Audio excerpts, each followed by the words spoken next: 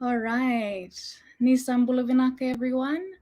I'm assuming it'll take a couple of minutes for people to stream in and start joining us. But if you've joined, then welcome to another Utonialo online talanoa. The Utonialo Trust has held a couple of these talanoas over the past few months, and they've been a wonderful opportunity to exchange knowledge, to hear stories of voyages, to learn from both past and present voyages, and then talk about all of the amazing potential that the Utonialo has in its future and voyaging communities across the Pacific. If you're just tuning in from either our Facebook Live or our YouTube live stream, thank you for joining us today. We're all really excited to have you. We have some brilliant panelists lined up to talk about our theme for this week, which is navigating our way through changing times. As we all know, the world is in flux. We are at a crossroads, both environmentally. Thanks to the pandemic, we're at a crossroads economically as to how the world will recover from this mass shift in the systems that are working for us and that aren't working for us. And a large part of what should inform that shift or that kind of change in a system exists in the knowledge of our ancestors. And today we're going to be talking to a couple of brilliant minds that have both worked in public sector, in CSOs, in voyaging committees, and that have vast experience in turning the deep, profound knowledge of our ancestors into modern solutions to a lot of the problems we face today. Before I introduce them, I'd like to open us up with a prayer and ask Reverend James Bhagwan to come on and open this session appropriately. Vinaka. Bula Vinaka, everyone. Greetings from Scotland in Glasgow. Let us pray. Loving and embracing God, God of the land, God of the sea, God of the sky and of all creation, God of light, life, truth, and love. We recognize, O God, that your Spirit hovered over the waters before the world was created, and that same Spirit flows through us today for wisdom, for guidance, for inspiration, and for courage. It is that Spirit that helps us to connect the voices of our ancestors with our lives in today's world. It is that Spirit that fills our sails when we sail through difficult times and challenging times. We pray, O Lord, today for not only our communities in Fiji as we continue to recover and struggle from the impacts of COVID-19, but the very real impacts of climate change. And as we gather virtually from different parts of Fiji and around the world, for those of us in Glasgow, O God, we pray for your strength in this second week of negotiations at COP26 that will begin in a few days. We ask, O God, for your strength, for your wisdom, but above all for your love to fill our hearts. Whatever we are going through in these changing times, may we know that we are loved and we are appreciated and that we have a home and a family. Your family, O God, and here together the family of Utunialo, our Mama Uto. We give thanks for her and the connection that she is for many of us to the ocean, to community, and to a better way of living. Bless this Talanoa tonight. May we share freely. May we be inspired and encouraged, and may our hearts be lightened and lifted as we share and talk with one another. This is our prayer in Jesus' name. Amen. Thank you, Padre, for that wonderful, tribute to what we're hoping to do and what you folks in Glasgow are hoping to do. So since he's already on screen, I might lead with the Reverend James Bhagwan as I introduce our panelists. So our first panelist for tonight is obviously Reverend James Bhagwan, or as we know him dearly, Padre. Padre is a crew member and trustee of the Utunialo Trust. He's also been the chaplain of the Utunialo Trust since 2009 and is one of the many custodians who advocate to protect our islands and the ocean that guides us. So thank you for joining us very early in your morning, Padre. I can see the sun hasn't even risen yet, I think, behind you. Look. Isa, thank you so much for coming on so early. Our next panelist for this evening is Siosina Melelui. She is a sister from Samoa, who also her heart lies in Fiji, and I think she'll share about that a bit more later on.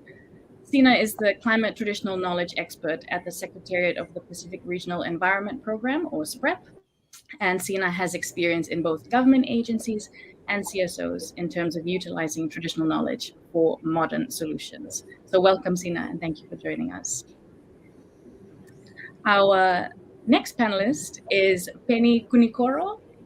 So Penny's experience and knowledge far precedes his years, and he's an inspirational advocate for our youth. Penny is the crew representative for the Utunialo Trust. So for any of you Utunialo Trust members, Utunialo Voyagers, crew members watching tonight, Penny is the voice that represents all of us when decisions are being made at trust level. I think Penny represents some 200 crew members, if I'm not mistaken. So we're really happy to have you here as well, Penny. Thank you so much for joining us. Hello, everybody. And our fourth panelist, unfortunately, due to a personal emergency, was unable to join us tonight, Setareki Lendua. Many of us know him fondly. He's our traditional navigator for the Utanialo from the island of Fulanga in Laos, and sends his apologies as he wasn't able to join us this evening. And finally, my name is Drew. Sorry, I didn't introduce myself. I started sailing with the Utanialo back in 2014, and am still, although I am far away, my heart still lies with Mama Uto, and I treasure these moments that I get to converse and share knowledge with fellow lovers of voyaging. So that's your group of conversationalists you'll be listening to tonight. Thank you to everyone joining in. To kind of get, the blood moving and get us into conversation space, I wanted to start with just a really personal check-in question for our panelists. Since tonight's conversation is about traditional knowledge and indigenous lessons or lessons that aren't necessarily recognized as modern information, to our panelists, what is the first piece of traditional knowledge or lesson even that you can remember learning from an elder? It can be, something to put on a bee sting that your grandmother told you, or when to plant a certain crop in your garden. So maybe I'll lead with the youngest of our lot, Penny. What's the first memory you have of this exchange of knowledge? I lived with many granddads and granduncles and grandmothers and grandaunts in the house since I was young. So they all had their bit of knowledge to share at different experiences. When one got hurt, you put this kind of sort of medicine. But I think one that really stuck to me strong, and one I would experience later on in my professional career, was how fruit-bearing trees could indicate possible stormy weather or cyclones in coming weeks or months. My grandmother, who is from the beautiful province of Mbua, would sort of hint that when there was unusual abundance of fruits, or when multiple fruits would be produced from a single branch, that could possibly indicate bad weather, inclement weather in the next few weeks or months. And I worked spent a few years within the disaster risk and humanitarian space. And after cyclones would happen, I would travel to Laos and other places like Kandavu and some of the other islands. And some of the people that were interviewed would share similar remarks, that they would say things like, we kind of felt that there would be a big cyclone coming because the breadfruit had two huge fruit that would usually have one on a single branch, or it would be fruit so abundant that it would almost be touching the ground. And to them, that was sort of a hint that there would be a cyclone coming in a few weeks. So perhaps my grandmother was right all along. So yeah, that's my piece of traditional knowledge that was sort of shared to me very earlier on when I was a kid. Oh, that's wonderful. Thank you, Penny. And I think that's one I haven't heard, so we'll have to note for future use. Just in order on my screen, I'm going to come to you next. Sina, what was your first memory? Talofa lava, everyone, and greetings from Samoa. So like Penny, I too grew up surrounded by grandparents.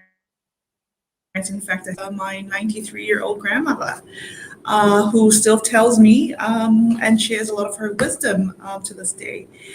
One of the first things that I learned growing up, and at the time, I always thought it was funny.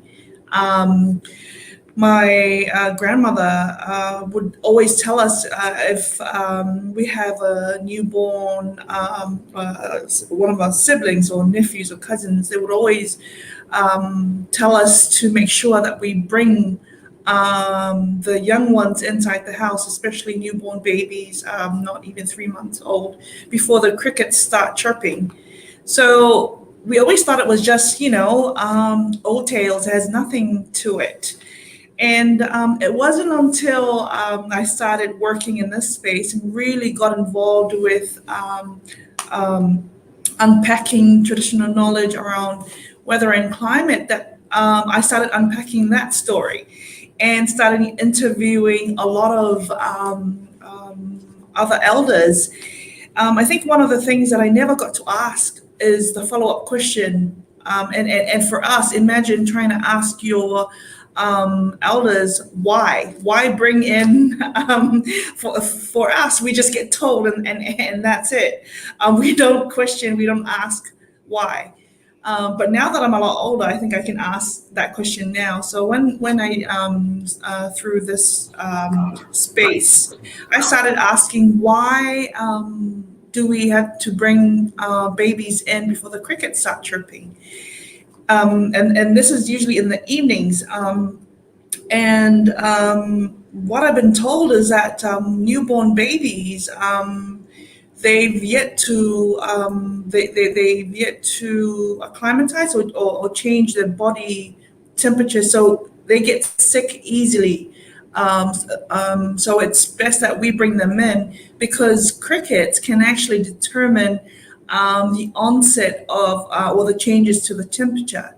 So when they start chirping, their song, if I may call that, how fast they beat, can actually tell you how soon you'll start feeling it. And maybe some of you have actually felt this when you start, before you even start to feel like the sudden change in temperature, you actually hear crickets chirping, and this can also happen late at night as well.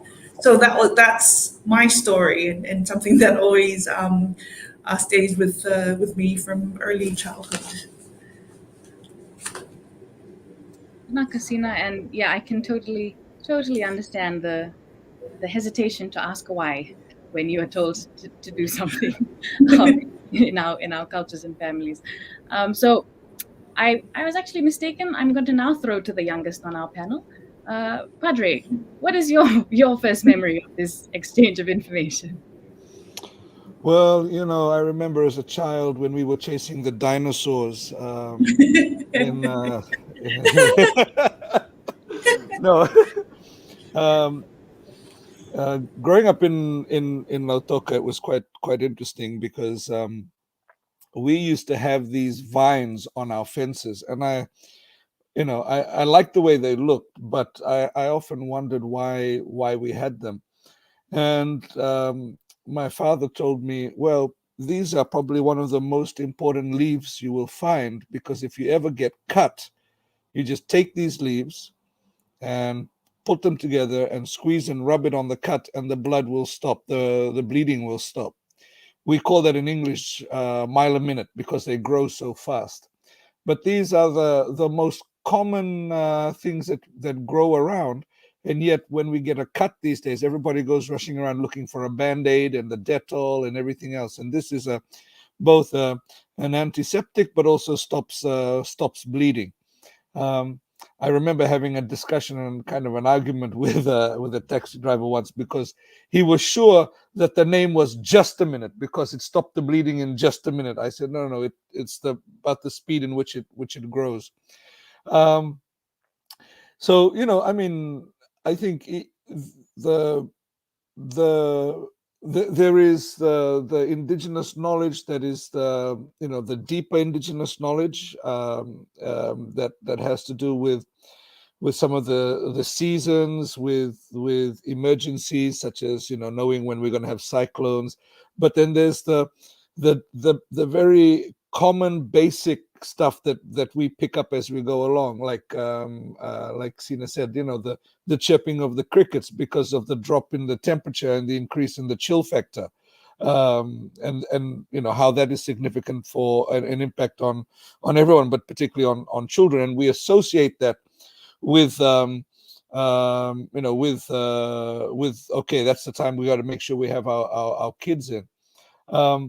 But I think a lot of us, we tend to hear but not ask the reason why. And I'm very glad that Sina mentioned that. I often tell a story about how a man was making a Christmas lunch in Australia. I tend to be picking on Australia quite a bit in this COP26 because of their inactions, but he cut the tip of the leg of lamb before he put it in the oven, and his wife asked him why, and he said, he stopped and he thought about it. Then he said, I don't actually know why. My mother always did that. I thought it's a family tradition. So she asked him, well, why don't you find out why? And he called his mother and said, Mom, why do we always, when we make the roast lamb, you guys, we always cut that end of the lamb, the roast piece off before we put it in the oven? And she goes, I don't know, your grandmother always did that. And then so they called his grandmother, who was like 90 something, and after about how many rings, she picks up the phone and talks loud, oh, because she's deaf. And they ask her, Nana, why do you cut the tip of the lamb leg off before you put it in the oven? Mom said that's what you taught her. What's the reason behind it? And she said, well, in those days our oven was very small, and so we couldn't fit the whole leg of lamb in the oven. But I think that story just shows us that information without context is not knowledge. It's just practice, and there is a need for us to really find out the reasons why, so that we can continue to apply those issues to whatever context we are facing, particularly in the context of climate change, where everything is changing. Thanks, Drew. Thank you, Padre. And that's, that point of information without context just being practice is something I think that is really relevant today, in terms of not just, buzzwords that are being thrown around, but how they're being applied and whether they're being applied efficiently. And that kind of leads us well into the first point of discussion. Before we actually start talking about using traditional knowledge to navigate through changing times, it would be good for our listeners to set some parameters of what this actually means. Because in a lot of spaces, in climate change, in sustainability talk, there's a lot of talk about employing traditional practices or traditional knowledge. But what actually sets traditional knowledge apart from modern information? What is that defining line, or when can you say something classifies as traditional knowledge? And I might throw this to you first, Sina, if you have an opinion on this.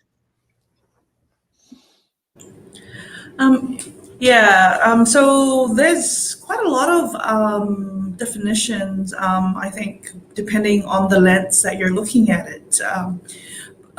So from the climate traditional, so from the climate DRR and MET space and where we work, we define traditional knowledge as it's either traditional, indigenous ecological knowledge, but it's knowledge that is based on repeated observations, the know-how, the skills and practices that are developed and have sustained many of our communities and our ancestors, have been passed through generations.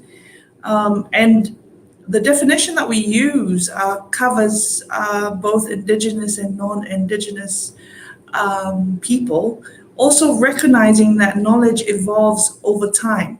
Now, because we're looking at it from a climate perspective, and because when we bring in the science, where we start to define climate and what we're looking at in terms of time scale, from minutes to hours to days to years to decades to centuries. So I think in that sense, that's how we define traditional knowledge, so that we can try and align what we know and what we understand of our traditional climate and weather knowledge. So that's how we define it. But I quite like what Padre said about information without context is not knowledge, because the traditional knowledge that we are talking about is actually packed with a lot of context In fact, quite a lot of traditional words or definitions that we use in our native language has a lot of that context, very site specific. And it's also relevant. There are examples. It has been practiced. It's not just theoretical. It's something that our ancestors have already experienced. It's factual. There is evidence in it. It's either held in our storytelling techniques, or it's stored in a piece of that's in a museum that we haven't really come across yet. So yeah, that's the definition that we use in our work.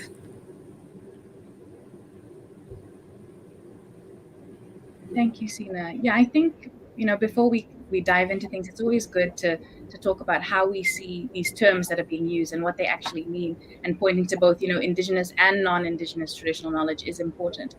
And the point that's, you made, Sina, about it being based on repeated observations and interactions, in a time where conditions, due to climate change, conditions are changing, and it may not allow for these repeated interactions and observations. What are including climate change and affecting the ability to read and interact with nature in this way, what are the other risks that you see posed to both the creation of this type of knowledge and then, young people obtaining it, because our environments are changing and we aren't able to interact with the world in the same way that our ancestors were? Maybe, Penny, what risks do you see to creating this knowledge now?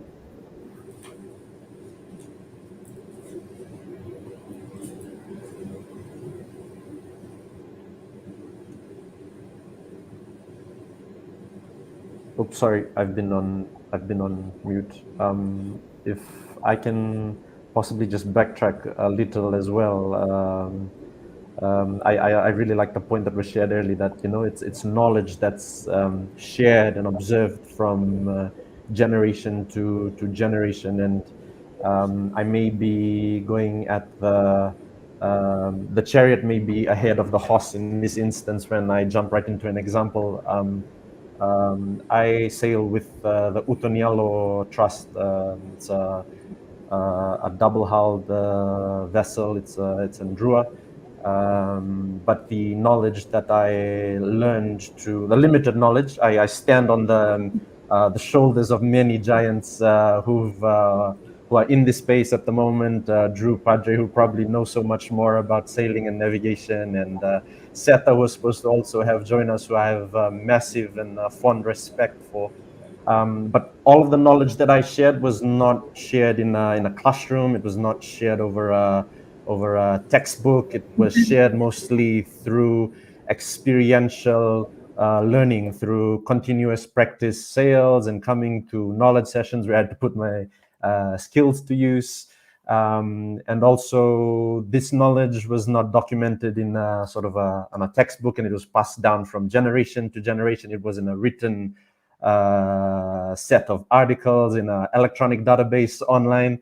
But this was knowledge shared from generations through the Polynesian Voyaging Society that began some crucial work in 1970s, and the journey after that resulted in 7 or 8 vakas around the Pacific, including the Utonialo Trust. And I am a product of that journey of passing of information or knowledge from generation to generation on traditional navigation and voyaging. And I'm still a lot way to go in terms of my learning. But for me, that's just an example of traditional knowledge that is passed down from generation to generation. It might not always be in the area of shipping or sailing like I'm currently in. It could be something like agriculture, reading the weather, as Sina was saying earlier. So yeah, I just thought I'd put that in. And I think there was a question on I think the risks or something. If Drew could just clarify that again. Yeah, I think I've spoken too much, so No problem. You know, it's important to acknowledge the shoulders that we stand on as crew and those that have come before us, because that's what this whole conversation is about. You know, the depth of knowledge and the answers of those that have come before us. So I think everyone appreciates, you know, you sort of laying the foundation before diving into anything else. I also forgot the question that I asked. Reverend Talanoa. Perhaps I can, that's like the in thing that make a start. Just to remind, because I was taking notes, so I can maybe restart the question again. And it was around the risk on the traditional knowledge. What are some of the risks, especially with the young people? That was where you started talking about the risk of technology and the transfer of knowledge and practice. So am I on the right track? So I swing it back to Penny. Sorry, Drew. No, that's fine. You're on the righter track than I am, and I don't even think writer is a real word. It's a real word in Nandronga. Don't worry. Okay, we get it. Yeah, so maybe, I mean, the conversation. Sorry, go ahead. Yeah, sorry if I'm reading the question correctly, and just like what we're currently discussing. You know, typical person like me trying to get ready for like a sort of a talanoa like this. You know, just doing some reading on like, you know, the nexus between saying nothing like the reading that people in Glasgow doing right now. But you know, some of the threats that we face today with indigenous knowledge. I mean, we've adapted to some modern technologies today, to modern ways of thinking, to modern lifestyles, and you know, what is modern is a discussion for another time. But technologies can even be replaced. And we talk about indigenous technologies in agriculture or in sailing, and you know, our forefathers were told of a faster way of shipping, of a more efficient way of shipping, of getting from point A to point B. So let's jump onto you know, vessels, steamships, and now we have things like fiberglass boats roaming around in the islands. True, it's efficient. True, it's more faster, but over the years we've seen a displacement or a complete loss, even I would say, of traditional knowledge. Specifically, I'm talking about sailing, and that's needed a revival. When we talk as well about things like agriculture and the way we read the weather and the climate and the signs that the environment talks to us. I feel like Pocahontas, but you guys get my drift. Yeah, I thought I'd just lay that out there. One of the risks, to answer the question, one of the risks being the, you know, if we're not serious about reviving and reinvigorating some aspects of our traditional knowledge.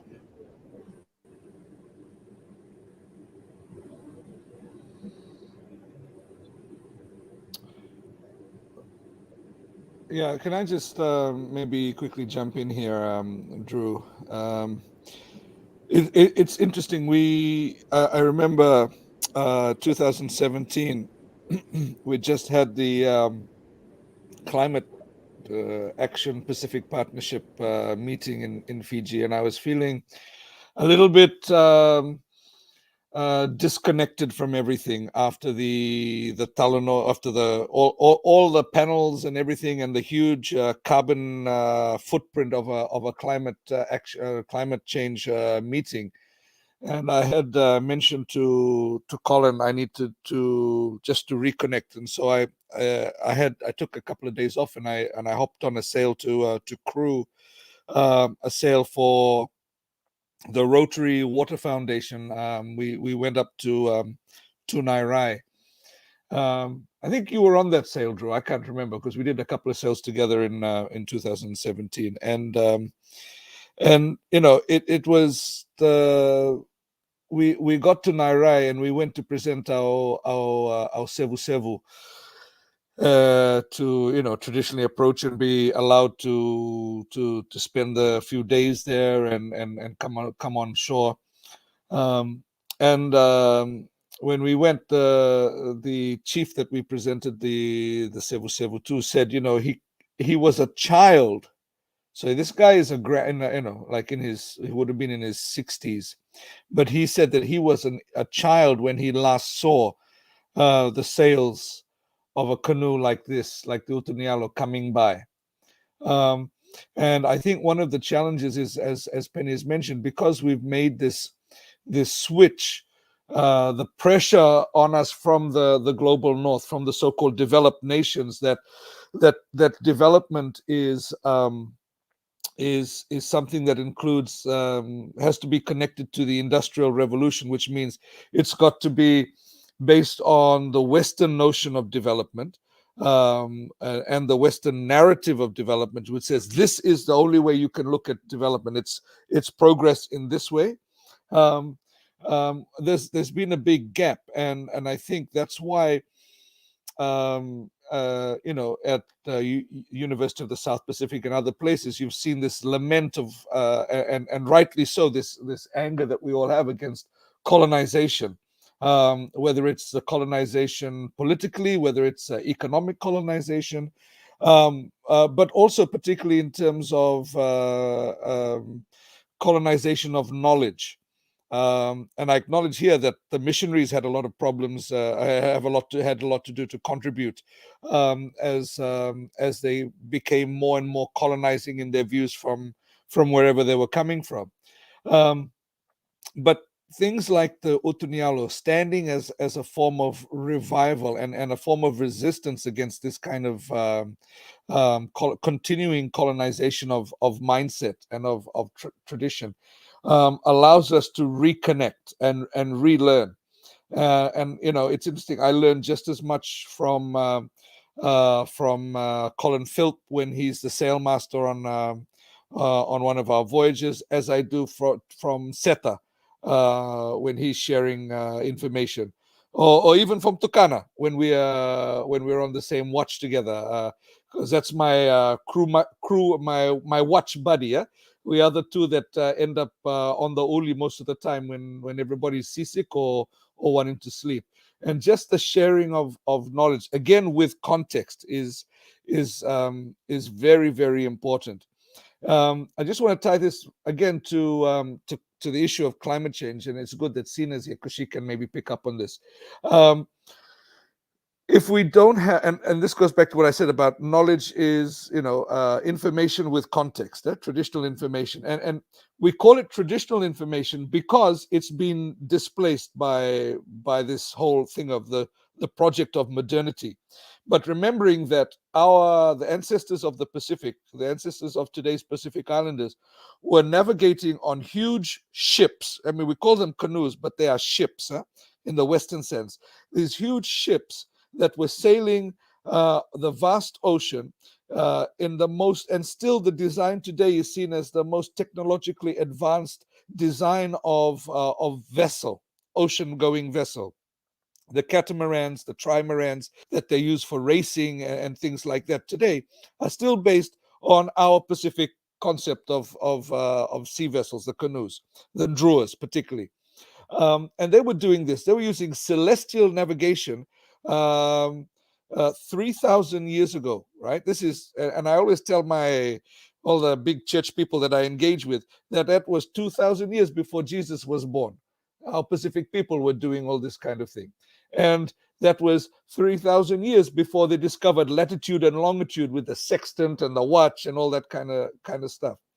But because it's been displaced, and because we've been shifted into this culture or this mindset where unless it's in a book, it's not real. And again, even for us now, we have to bring our traditional knowledge into some academic journal to feel validated, which I am really against. It's a good idea to share it, but not for validation. But when you write things down, sometimes they get locked. And I had a discussion with the people from the Itoke Affairs Department in the Fiji government about the indigenous calendar, the Itoke calendar, because the Itoke calendar is based on planting and harvesting. And I said, now, okay, that's great. But what happens in the context of climate change as we find the seasons changing? We need then, in our traditional way, we would adjust the calendar to match the changing seasons. But now, when we talk about the planting of the sevu, when we're supposed to harvest and present, and it goes even into our church calendar, the Madawani Sevu, the week of Sevu, when we present our harvest offerings of the yam, and we have our competitions on who grew the biggest yam and all of that. Because of climate change, those things are changing, that the seasons are changing, but still we are sticking to this written down westernized indigenous calendar. And I think this is where we have to recognize that our culture and our tradition is not static. Our culture and our tradition and our traditional knowledge is not something of the past, but it is something that needs to be alive. And if to be alive, it needs to constantly adapt with what is happening. And that was the secret of the resilience of our ancestors and of our people. Thank you. Yeah, that's really great, Padre. What you shared, and it kind of leads into also the work that we have been doing here at SPREP with the National Met Services, and especially with looking at seasonal calendars. Now, before I talk about seasonal calendars, let me just backtrack and talk about some of the risk that you rightly mentioned. From the work that we've been doing, we find that there's quite a lot of knowledge that is no longer practiced. And I think that is where one of the biggest losses coming from, because a lot of our communities, as soon as they see something not working, they think, oh, it's irrelevant. Let's put it aside. And I think having something, we're often looking for quick solutions. And we tend to, once we compare something, it doesn't work, chuck it to the side. But what we're failing to do, and Padre rightly touched on that, is that we're not, while the knowledge that has been passed down is rooted and is correct, what we've failed to actually do is adjust. The application is still correct, except we're looking at the wrong time, and that's because we haven't updated. I wouldn't say use the word verified, but updated, because our plants and animals have responded to the changes in our current climate. The knowledge that was passed down to us was probably something that was accurate 50, 60 years ago. So that's what it is that we need to do, and it goes with practice. Because a lot of our we're urbanization and us, the changes in our economic practice, we're no longer as engaged with our environment as before. We're finding that we are slowly losing a lot of the context that makes traditional knowledge knowledge. That's the biggest risk. Modernization has made it so easy for us to just run down to the store and grab things. We're no longer going further into the fields or out in the ocean. We find that from the work around the Pacific, a lot of the traditional knowledge on oceans and marine life is no longer available, and that's because we're not practicing. So while we're noting and storing some of this knowledge, if it's not practiced, we're not getting the full context, and a lot of what's written is missing key elements of the full story. So these are some of the things that contributing to why there is a great risk, and also why there's been so much loss in our knowledge.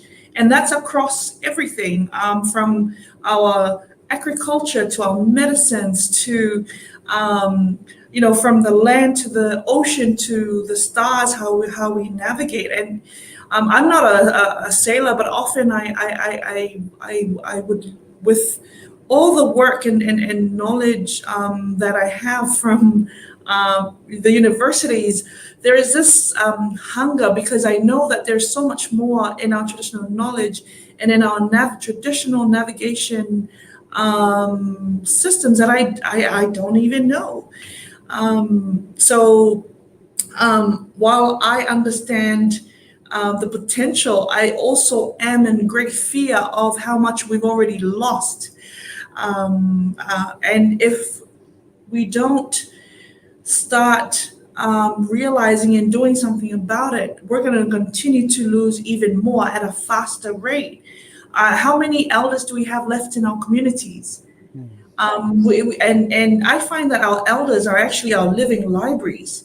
And we're finding that the age is slowly coming down to maybe 60, 70. So we're losing the great living libraries of those who are 90 and 100 years old.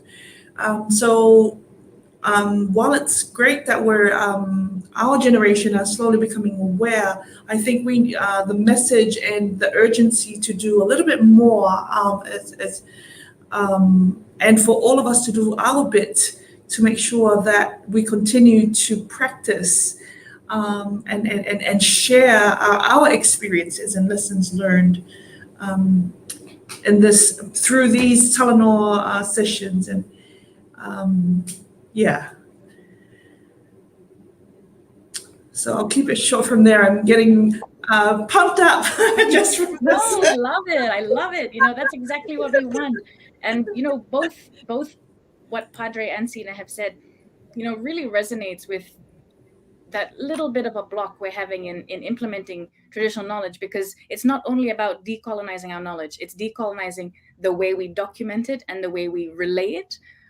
So it's difficult to marry the two in our minds. We want to use traditional knowledge to solve these issues, but we can't help but prescribe to implementing it in a way that's still driven by Western values and Western benchmarks. So that is so relevant, especially now with COP26 going on, and the need to acknowledge that the systems that have been in power for so long aren't doing us any good.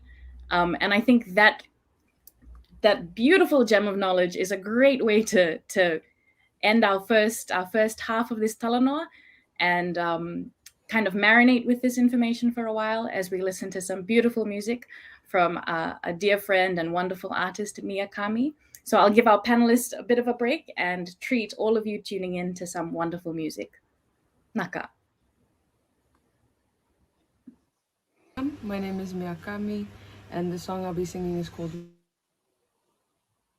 back in 2018 for an anti-logging campaign in the Oro province. And I'd just like to apologize in advance. There is construction happening at my house right now, so it's a little bit noisy. But I do hope that you're able to connect with this song and its message, and I hope you enjoy it. Thank you very much. Wow. Once pristine, once untouched, once pure, all of that's no longer there anymore. Stripped down, torn apart, chipped away, piece of our hearts, yet still we breathe. Like the wind.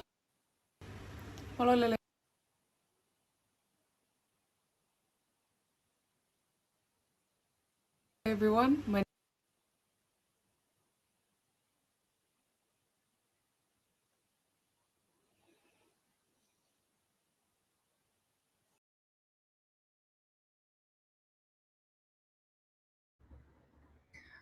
All right. Well, sorry about that. We have some technical difficulties. This is a new streaming platform that we're trying out. We've tried out for the past couple of Telenours, so there's bound to be some changes and testing we need to do it here and there. But look up Mia Kami Rooted on YouTube if you'd like to listen to that performance. It's a beautiful song. And oh, sorry, just tuning in. Are we going to play it now? All right. Well, we're back online now, so you can listen to it here.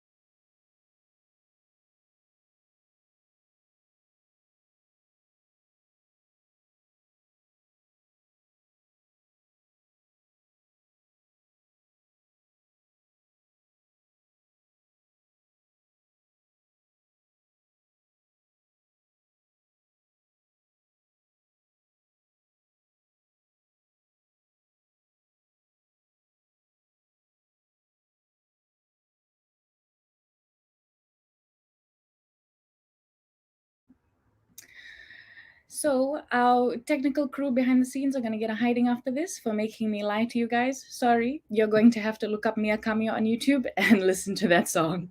But so I'm just going to jump right into the second half of our program and not treat you guys to my own singing because we will lose a lot of viewers that way. So I'm going to ask our tech crew to bring our panelists back on so we can, maybe Padre can sing. Padre, you want to do a musical performance for us? I only know Jesus songs and some very bad raps. Range, I like it. So yeah, we can just keep the Telenour going. And I know maybe some of you on the panel have listened to Mia Kami before live. If you've been blessed enough. I remember her from when she was singing in assemblies at primary school, and just her talent continues to blow me away. So Mia, if you're listening, everyone's going to go and look you up on YouTube after this. So in the first half, we talked a little bit about what traditional knowledge is, and then some of the risks and the difficulties. And it's always good to kind of address those in the beginning, because then it sets our expectations for what we can achieve by hoping to implement all of these changes. To go into the second session, I'd like us to maybe not so much focus on the positives, but I'd love to hear about some success stories where the issues we talked about have been overcome, and we've been able to implement traditional knowledge into like a modern problem or a traditional solution, and how that's worked. And if there's in either any of you's experiences, the success stories you've seen and how they came about. Penny didn't talk a lot towards the end, so I might throw to you, Penny, if that's okay. Sure. I'm not on mute, am I? Yes, I'm not. I'm just going to share an experience. I think I've been sharing experiences the whole night, but the Utuni Yalo Trust was involved in a project in Benga recently. Not recently, but almost 12 months now. Things have gone so fast now with COVID, where we. So the program was a it was a canoe building program, and we would also teach young people and some of the older people as well on how to not only build these canoes but also sail the canoes and also make paddles. And some of the problems that we were able to address with things. So a bit of context. This was also during COVID times, and formal employment and both informal employment for some people had decreased, or was not in existence in any sources of income, and a place like Benga. It's an island. A lot of villagers that live on the coastlines rely on food from the sea, from the ocean, for daily sustenance. And with modern the modern mode of transport to go out to sea is to take a fiberglass boat, and a fiberglass boat needs some sort of fuel, and fuel needs money. And you get money from jobs or other forms of income. But with COVID, not a lot of people, a lot of people's incomes had been affected. But with fiberglass boats in the ocean, the byproducts as well of the fuel and the exhaust gets sometimes emitted back into the ocean, and that can affect ecosystems within the ocean for a long period of time, or within a longer period of time. But the idea of reintroducing or reviving canoe building, sailing, we thought that we could tackle some of these problems or address some of these problems. And it wasn't new knowledge. It wasn't, new skills. These are knowledge and skills that the communities on the island had learned, or whose, what am I trying to say here? My thoughts are getting sort of jumbled up. I guess what I'm trying to say, it's not new knowledge. This is knowledge that their forefathers had at some point, and skills that they had practiced at some point.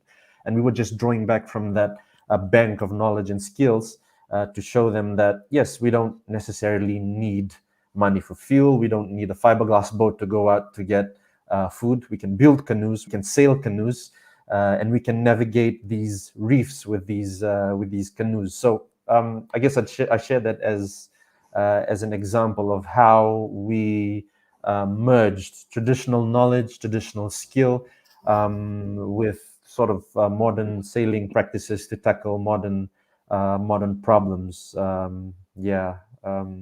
If anyone else wants to share. Yeah, thank you, Penny. Such wise words from a man with such nice facial hair. No, I just want to maybe add two things to that. The first is that we also need to look at it as more than traditional knowledge. And this, again, if we just put it in the basket of traditional knowledge, we are doing something that is still from a colonial way of looking at things by separating. And the important thing that we need to recognize is that for us, as in the Pacific, and for a lot of indigenous communities, there is no separation. There is no separation between spirituality, between knowledge, between practice. That innovation is still connected to tradition, and because we take in the power of observation, and we take in the space and time for reflection. And that's one of the things, I guess, in today's world, because everything's so instant. The minute that we start lagging with Mia's video, we all start panicking because it's lagging. Oh my God, it's buffering. The people are watching will lose some viewers and things like that. But we forget that actually one of the important things that we need to know in our culture and in order to survive is patience. Everybody talks about people who sail. They like the adventure of sailing on the Utunialo, going, and we went here and the sail was like this. And there's a lot of times that these guys will tell you, particularly some of the older crew who have done the longer sails, that there was a lot of time when there was no wind and they had to sit down and wait and just be patient. And, our ancestors didn't have phones to scroll through on Facebook or make their TikTok videos and things like that. They what did they do? They observed what was going around. They shared knowledge. They actually used their time doing something. And the impact of, for example, traditional voyaging, when you are standing on deck with your bare feet on the deck, and you're sailing and you're feeling the pitch and roll of the ocean. You're feeling that connection is also a profoundly spiritual experience. Whatever your religious perspectives are, it is still that thing because it connects with your soul, your spirit. And so there is that all of that connection, all of that is part of one basket. They're all different strands that are woven together. And so that's something we really need to keep in mind, that it's not, oh, I'll come and grab this knowledge and I'll take it and I'll be an expert in this. That's really countercultural to our Pacific way. And this is the reality, is that our ancestors observed, they reflected, and then they discerned what was happening. And I hope this shift in the thing on the screen means that Seta is joining us, because it'd be good to have him to talk about how he observes and learns, and the interpretation, and particularly some of his experiences. And he's gone again. But one of the things that I just very quickly share, one of the things that we're trying to do today to bring these ideas into some kind of setting of today, and reclaim that in many ways. There is this dichotomy, this tension and split in many ways of when we look at, say, for example, forestry, where we're all being encouraged to plant more trees, and modern agricultural practices where we're being told to clear the land. In Fiji, we're told, clear the land, plant your ngona. That's your, you can secure your future. But at the same time, all the people are cutting down trees to clear land. The Pacific Conference of Churches, where I work at the moment, recently bought 50 acres of land near in Tailevu, near Natovi, and the plan is that when we do, and it's already started. In fact, our teams have been working all this time. When they plant, whether it's dalo, cassava, kumala, yangona, and then when it's done, it's not that let's clear all the land and then set it up and plant it all in rows and things like that. It's planting within the ecosystem and recognizing that we as human beings are part of the ecosystem, and so we've got to fit into that system. I think that was one of the key teachings for us as as Pacific people, that we are part of the ecosystem and we do not come and control it, because when we do that, that's when we have things like climate change as a result. Yeah, Padre, you bring up a very poignant part about voyaging and sailing when you're not working with, when you're relying on nature. You're relying on the winds, you're relying on conditions. And for any of the voyagers that are watching this live that have been in those long periods of no wind, like the longest I didn't do the big voyage in 2010 or 2012. So that's when they crossed the equator and the doldrums, and they spent almost a month drifting. The longest I did was 2 weeks between Australia and New Zealand, and it was supposed to be quite a treacherous passage, but it was so calm, and it was literally 2 weeks of drifting on a lake, essentially. And coming up to New Zealand, there's these, I think they're called like the Three Kings. It's these 3 islands in the Tasman Sea.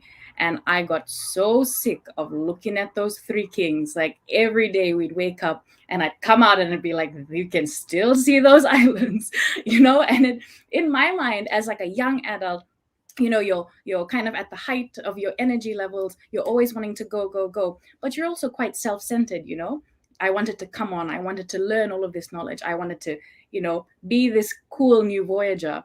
When really the main lessons, like Padre said, a lot of it is not just the technical knowledge itself. It's the relationships you build. A lot of Pacific knowledge building is built on relationships and nurturing those relationships. And that holding those relationships in itself is a type of knowledge. So like Padre said, one was the patience, learning to slow down and appreciate not just Aesop, Bula Eva. Not just, see, I lost my train of thought. Thanks, Eva. Yeah, so just learning to slow down in this world, you know, where instant gratification is kind of what rules our actions, and then learning to nurture relationships as part of a crew. Anyone that sailed on the Uto knows that there is no privacy. You and your crewmates, you and your bunkmates will get as close as possible.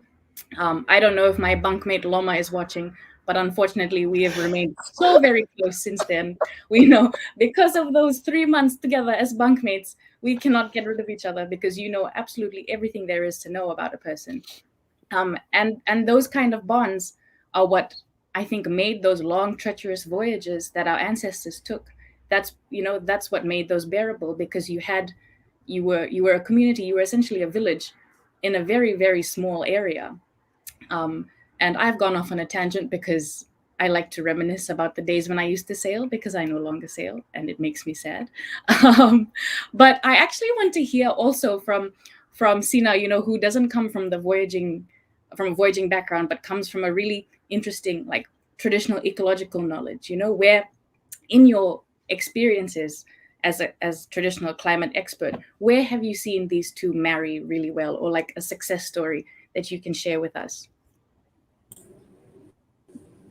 Yeah, thanks, Drew. And I love, maybe because all your stories about navigation is new to me, so I get excited and it makes me want to learn, but at the same time, kind of worry about what it is, because I don't know anything.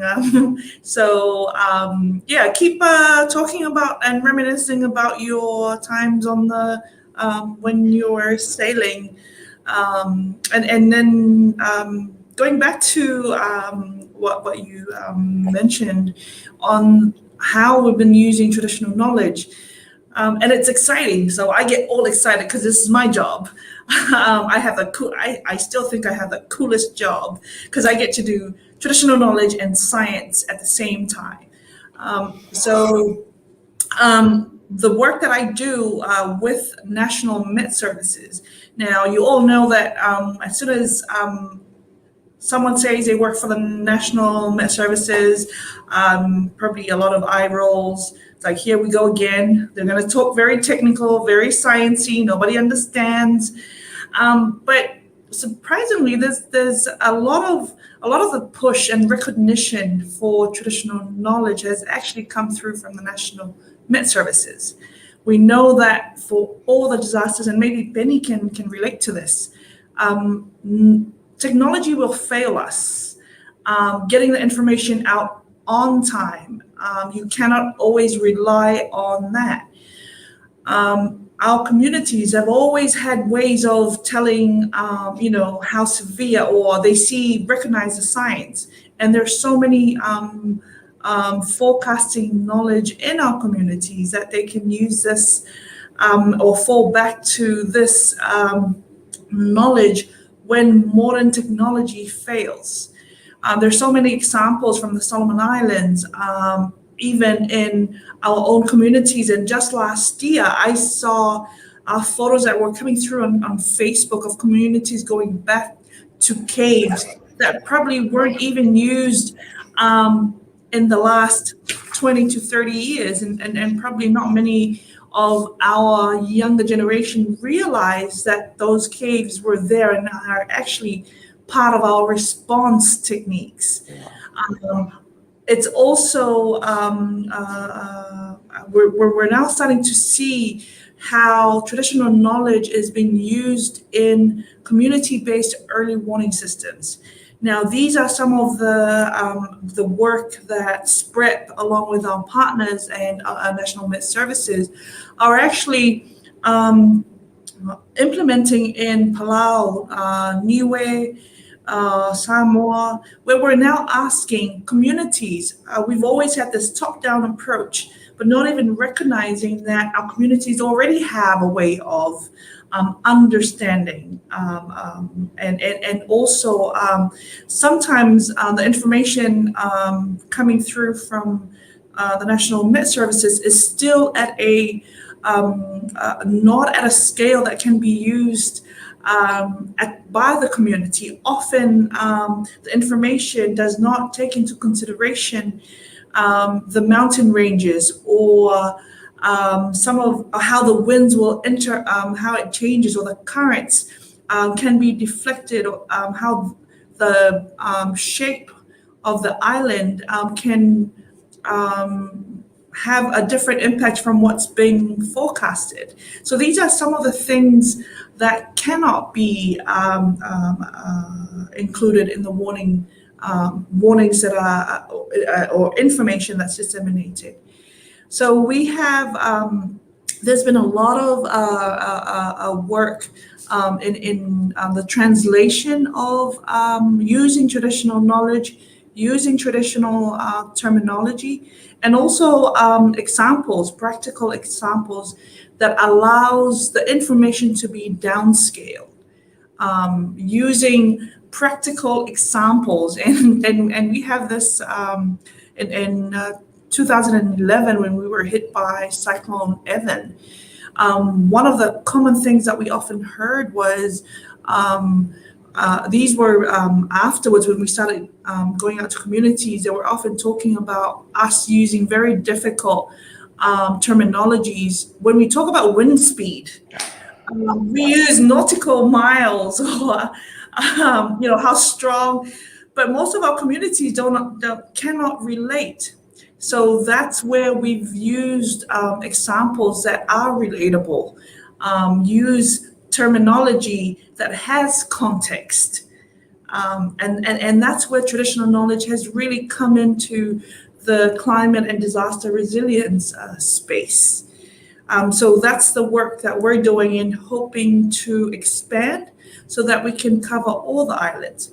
We've also collected traditional knowledge, taking into consideration intellectual property rights and sensitivity, that our traditional knowledge, there are layers of sensitivity that has to be considered. So we have this approach, even from a scientific agency at the national level. We understand that not all knowledge can be shared. And that when we talk about traditional knowledge, we cannot move away from acknowledging that there is knowledge that belongs to families or communities, clans or islands that just cannot be shared. And that's a reality. We talk about some of the risks, but that is also one of the risks that we face. Is that some of this knowledge cannot be shared, even though it's very useful. It's it's something that still is relevant and practical. But there's also that fine line that we have to understand and not forcefully encroach, because there's quite a lot of we still have to respect the owners of that knowledge. So we have a lot. You can find a lot of this information online. We have calendars, and we also started looking at seasonal calendars. Padre was talking about the traditional seasonal calendar. In fact, that is what we use but as a tool to talk about climate change. So we actually use traditional calendars to explain the terminology and explain the difference between climate variability and climate change. Because in a lot of our communities, in our languages, sometimes the word for weather, climate, it's just one word.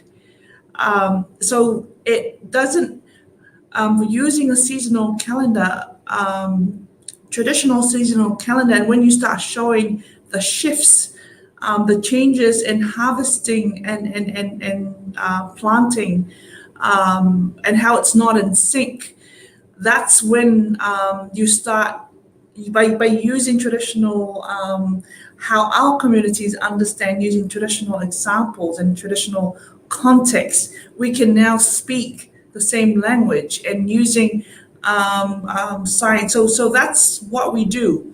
we use traditional knowledge and line it up with the science that we understand and we know.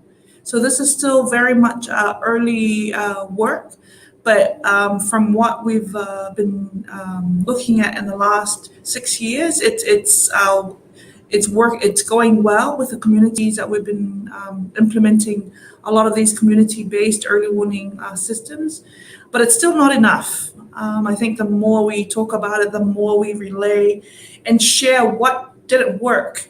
I think often that's what's missing from our we're very eager to share what worked and what went well, but often what we learn more from is what didn't work.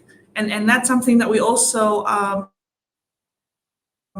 what's written and what's passed down in our traditional knowledge and practices is what didn't work. And then you start asking why. Because it's when you start putting those two, you then start to see the full picture and understand how and why there were shifts and why it didn't work. So that's it. I don't want to hog the space and keep talking. No, I think this coming from your background and speaking in a space where people, like obviously Padre has a lot of, background in the climate movement and in community, and Penny also has worked in like meteorological sort of spaces. I think there's you can't hog the spotlight. Any exchange of knowledge is wonderful, and we appreciate all of it. And I think the point you brought up, and it's something that I didn't even really touch on, is while it is very important to attempt to share and broadcast and integrate traditional knowledge into modern spaces, the fact that, like Padre said, that they exist as two separate spaces is the problem. And making, what we consider, modern like science and like climate science and information, making that accessible then to traditional communities is also really important. And I've seen, people can do it through various methods. And I wonder, Padre, if the work that, PCC's done in the season of creation and bringing the idea of conservation to communities in alternative methods, outside of panels and workshops and pamphlets, and that is something really important. And I wonder if you can just tell Noah to us a little bit about how that's been going. Yeah, and outside of COP. And outside of COP, yes. Well, in fact, there's a lot of that needs to be done inside of COP, because there's just so much blah, blah, blah going on, as that young Swedish woman has shared. But I just, one of the challenges that we face is that we're going to struggle with intergenerational learning because the generations are not communicating. At one side, there is the call by young people to be included in the space and in the Talanoa, but in the other side, we sit in the Talanoa and everybody's on their phone, nobody's talking. And we need to start changing those dynamics, because and I'll be honest, I barely listened to what my parents were saying when I was young, but I listened, it filtered in somewhere, because now that I'm grayer, it kind of makes sense. It's a shame that it took 40 odd years for it to actually make sense for me. But I think this is the innovation that is possible, and our people have always been innovative because of necessity. We don't have what everybody else has. We don't have the latest and the snappiest, and we don't have the access to money to buy things. So we make do. We bring something from the past and something from the present and put that together. And that's not a bad thing.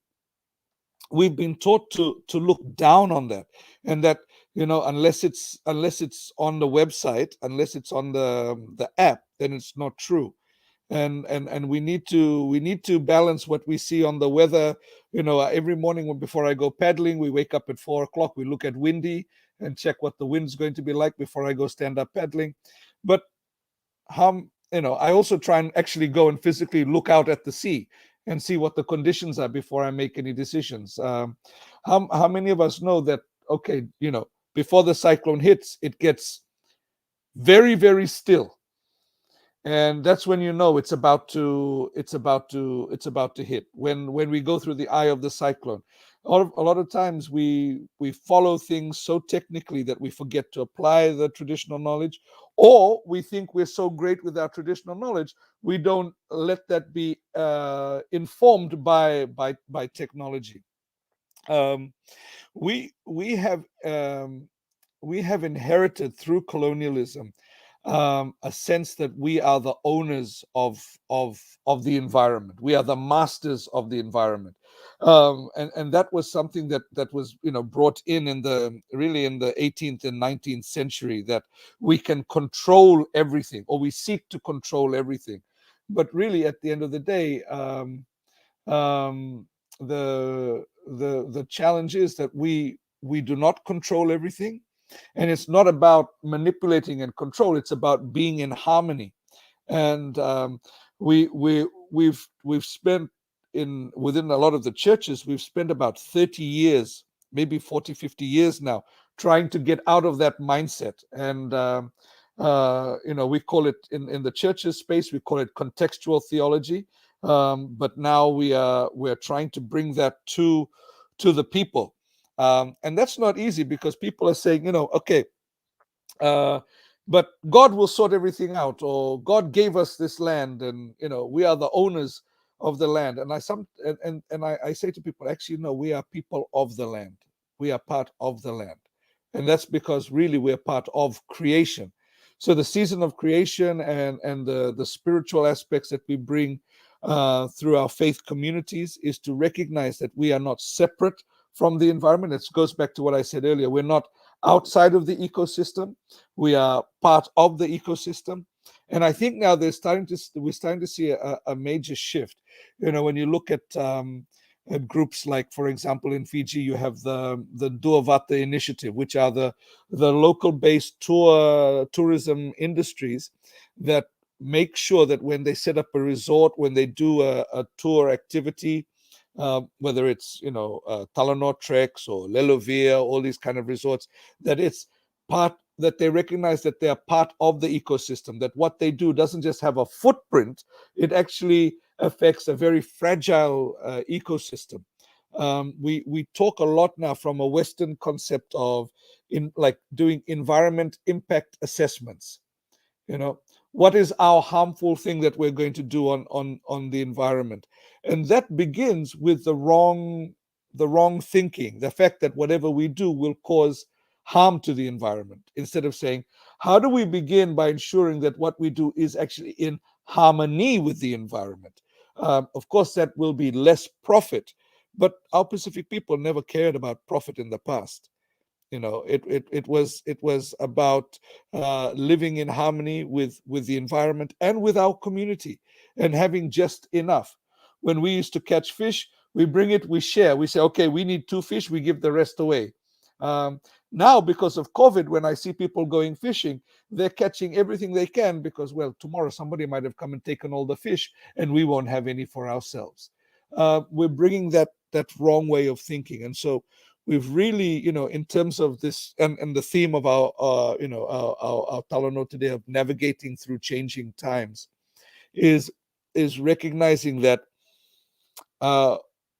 all of this calls us to not only look at the value of traditional knowledge, not only the value of indigenous wisdom and bringing it together.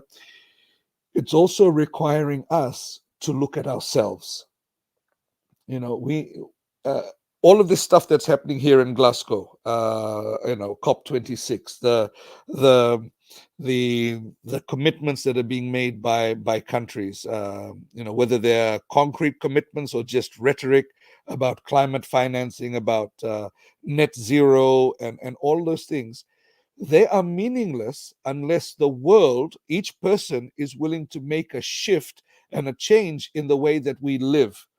Because the whole world, not just the governments, but every single person on the planet needs to live more lightly and gently with the environment. Now, we in the Pacific, when we talk about a carbon footprint, I always say our footprint, our contribution from the Pacific is not even the small nail on the nail on the smallest toe of the carbon footprint for the world. But still, we need to set the example. That's the important thing, that whether we, as the Pacific people who like to talk about traditional knowledge and like to talk about all this great stuff, indigenous knowledge and all that, and wave it as a flag, are we actually doing it ourselves? And when I see the rubbish that we throw on the road, the way that we, dump our plastic, the amount of rubbish that I have to pick up every day when I go paddling back home, we have a lot of things that we need to do ourselves. And so the basic core of all of this, whether it's from an indigenous perspective or whether it's from a religious perspective, is treating the environment, treating nature with respect, because that is our mother and our father. That is part of who we are. And we should be looking at no more hurting our parents and our loved ones than hurting the environment.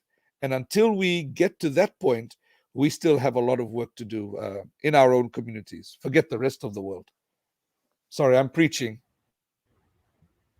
It's to be expected, Padre. That's fine. And we appreciate it. We do.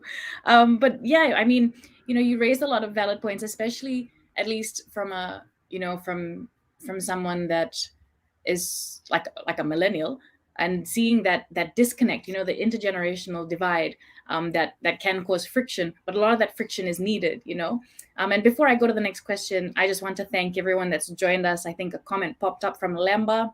Having someone with ties to Fulanga joining this call is always really appreciated. Fulanga and Lao is the heart of boat building and traditional navigation for Fiji. So Vinaka Lemba for joining us.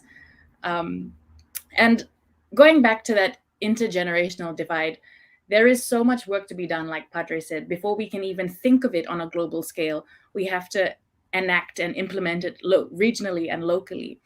And the people, we are no longer the leaders of the future. The people that need to be implementing that now are the youth. And I like to consider myself and Penny still youth. I think technically we still are. So, Penny, what do you think our role is, or like the role of youth in ensuring that these hopes, or this point that Padre talked about, us reaching this point, what is the role of the youth in ensuring that we get there?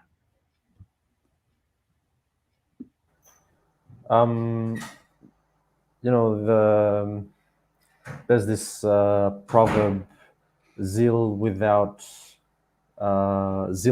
vision, or zeal without guidance is dangerous. I as a young person, the youth age in Fiji is 35 and 18 to 35, I think, and a majority, 60, 70, maybe 80% even of our crew within the Utoniala Trust are within that age bracket. And whenever there's a sail, a significant portion as well of the crew on the vessel is within that age bracket. And young people are often zealous. We're filled with passion. There's so much drive and energy. The young people just have a lot of power and a lot of passion. And if misdirected, if misguided, it can create a lot of what's the word? Violence, maybe, if I could use that word. I guess my point is, when we talk about things like Talanoa, and when we, like Fiji, preached this at COP23, when we assumed the presidency of COP, Padre raises valuable questions. We're preaching to the world on traditional knowledge. We're preaching to the world on intergenerational Talanoa, even talking about the way the Pacific does consensus, the way we're supposedly supposed to do this at things like electing the Secretary General of the Pacific Islands Forum Secretariat, reaching consensus, the way we're supposed to be reaching consensus in our villages, and how we're trying to apply this in negotiations with COP. Are we really practicing this at home? And so when we talk about young people, when we talk about young people holding space, I think it's a powerful concept. I think it is a needed concept. I think young people need to be given their agency to be able to speak for themselves, to be able to speak about things that affect them as young people and how decisions within the community affect us as young people.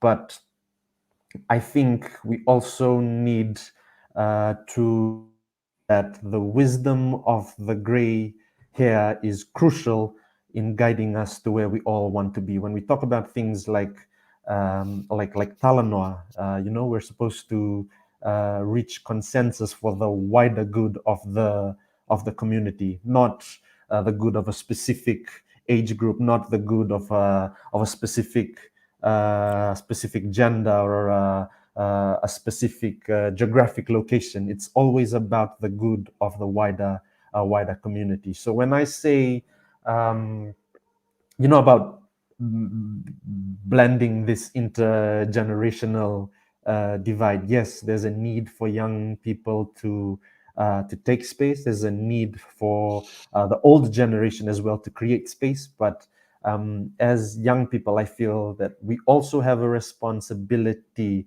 to, one, be patient, sometimes wait out the winds until the winds fill up the sail. And sometimes the winds filling up the sail is the advice that the wisdom of the gray hair has to offer us, even if they are 20% in the room. Talanoa is different people, different ages, different genders, different communities, different ethnicities, different races, different countries, willing to come together, whether it's government, civil society, or whoever, are willing to come together and listen, and then maybe listen some more. So yeah.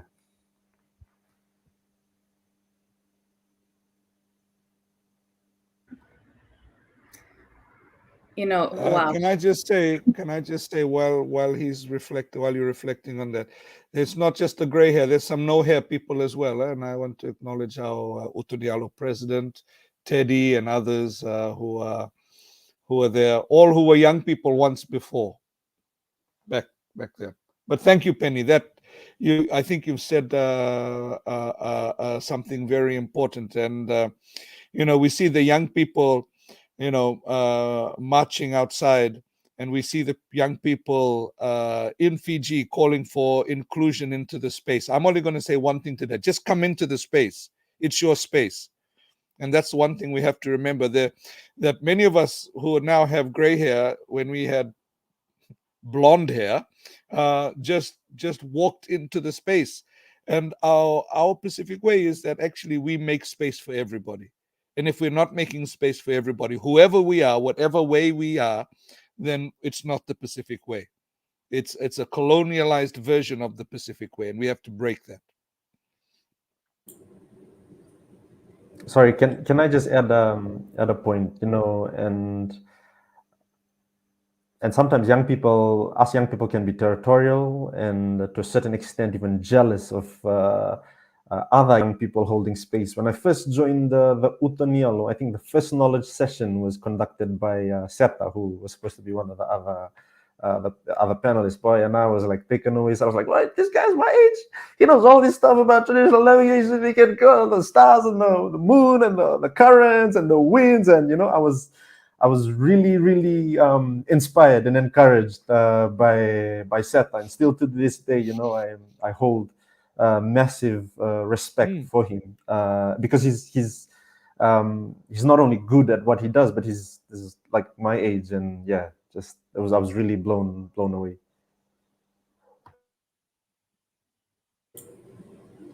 Yeah, that's a really awesome remarks, Penny, and I count myself as not too yet old and not very far from from the youth, so kind of like in between. But I like what Padre say about owning the space and actually walking into the space. I think that the youth,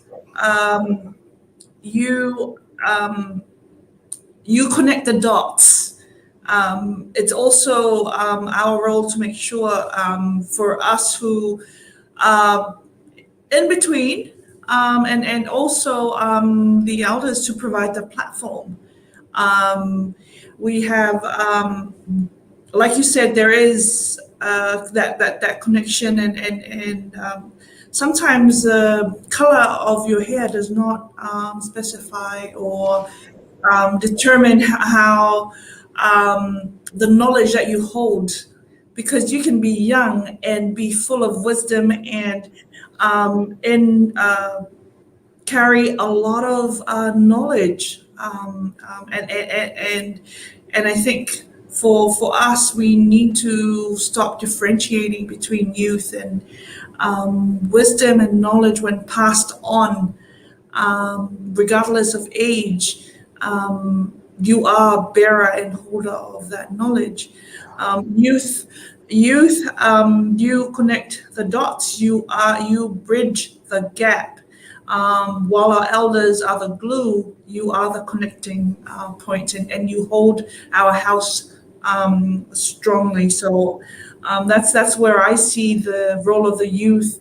And there are so many examples, and the work that our young people are doing in communities that often are not highlighted in the forum and the social media platforms. But it's only when we start going into our communities and we find out about the transformative and all these very creative and innovative ways that they're going about and just doing the work. I think there's so much that the youth today, you are much more brave. I say that with a lot of admiration. There's so much courage and there's so much energy in voicing out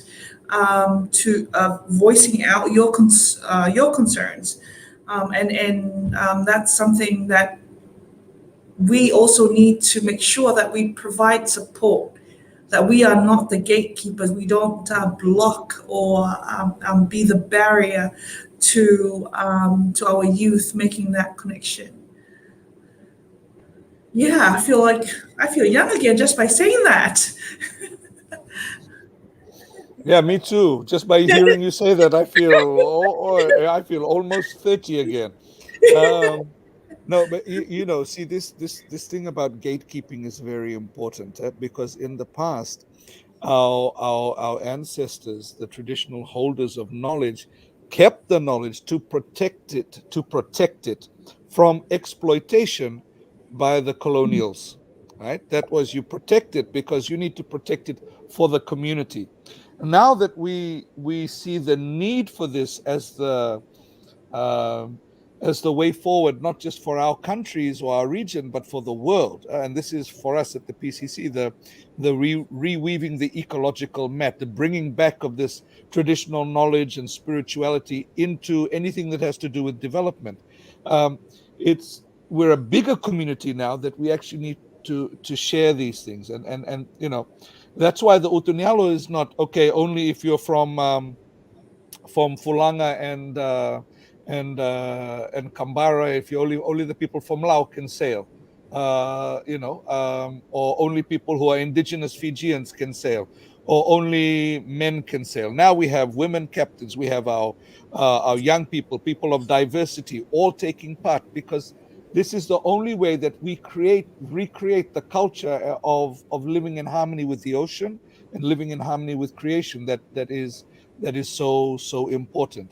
You know, imagine someone like me, the age gap that I have. Well, it's not that big a difference between me and Seta, but to be able to sit and him sharing with me, and I'm learning, and often I forget because I can't keep a lot of information now. The thing is full, but to the patience that he has to teach an older person the basics about knowing the stars and reminding me, for example, when we're on the uli, to watch, not just look at the sail, but look at the tail, the little bits of fabric to show where the wind is shifting. Things like that. The patience for us for him to be able to share with some of us who think we know all, but when we get on the Vaka, we realize how little we do know. And I think that's why our canoes, the Utunialo and the other vakas in the Pacific, are such a great classroom because it's the great equalizer. It doesn't matter if you're the big talatala from that place, if you're the CEO from that place, if you're the ambassador wherever. When you get on the vaka, first you're going to end up being seasick mostly. Then you're going to have to figure out how to walk on the deck without falling down. Then we're all going to stand in the rain and eat our chop suey, which becomes stew because of the rainwater. But it's the great leveler. And whatever you think of yourself, that gets thrown out the window because it's about what you know and what you can contribute.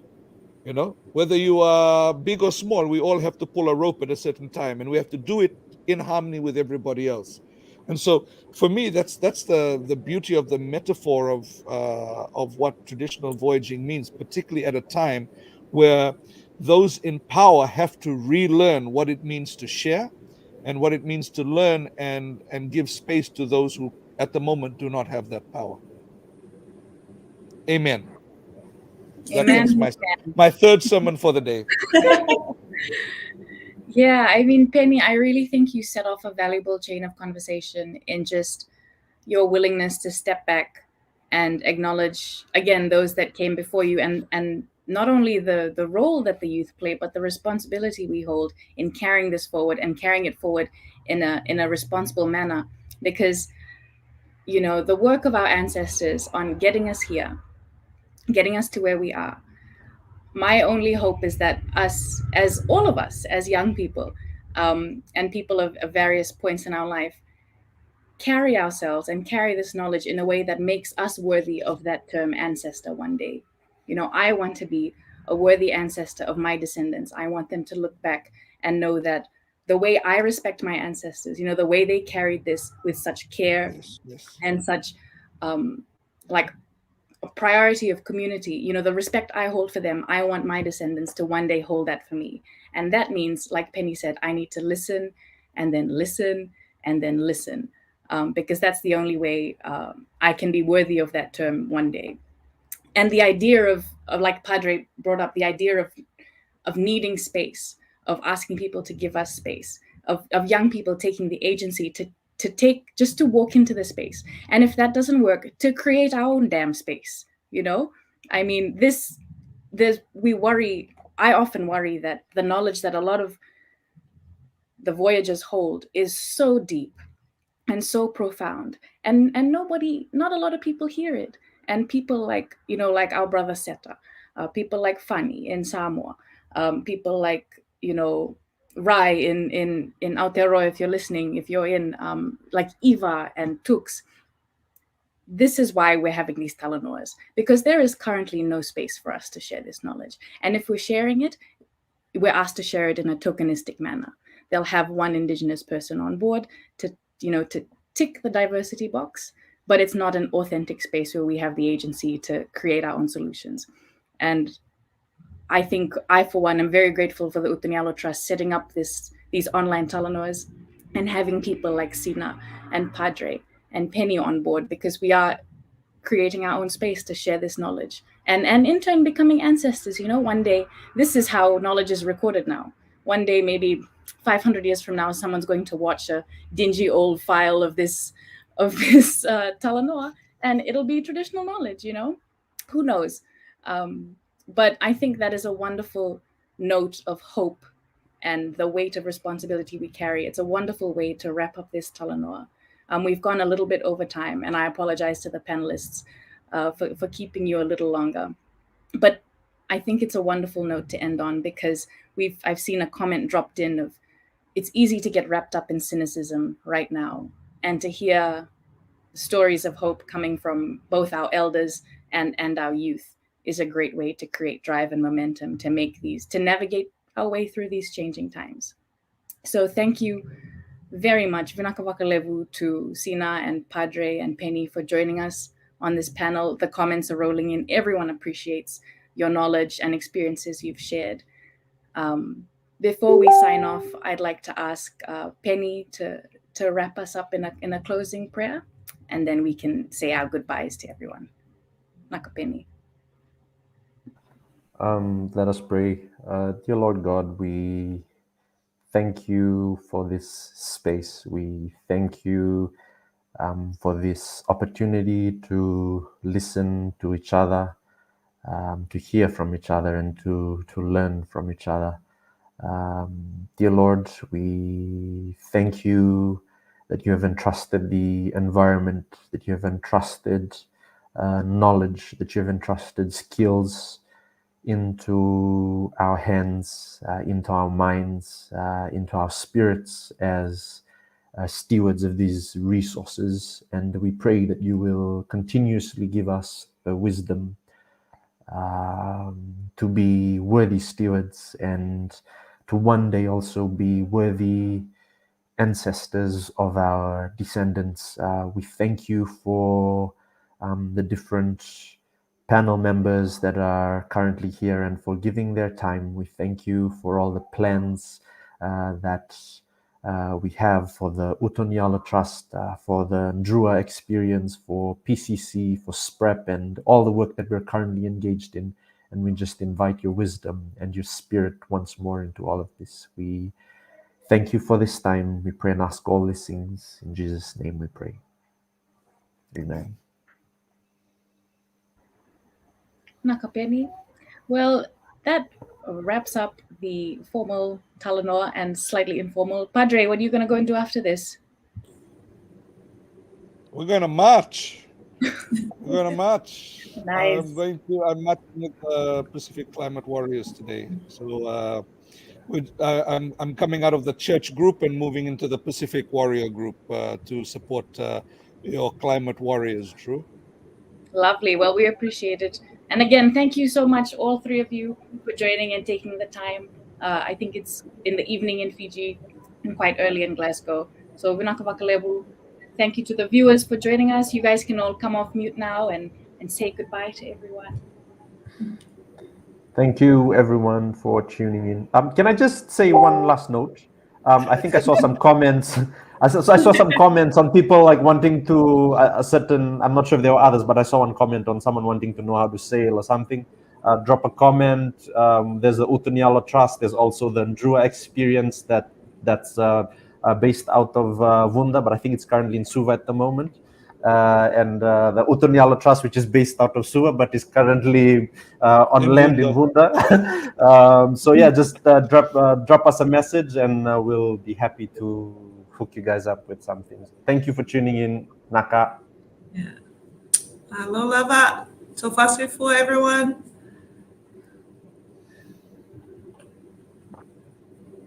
Can somebody send some sun over here, please? Please send some sun over here, some warmth.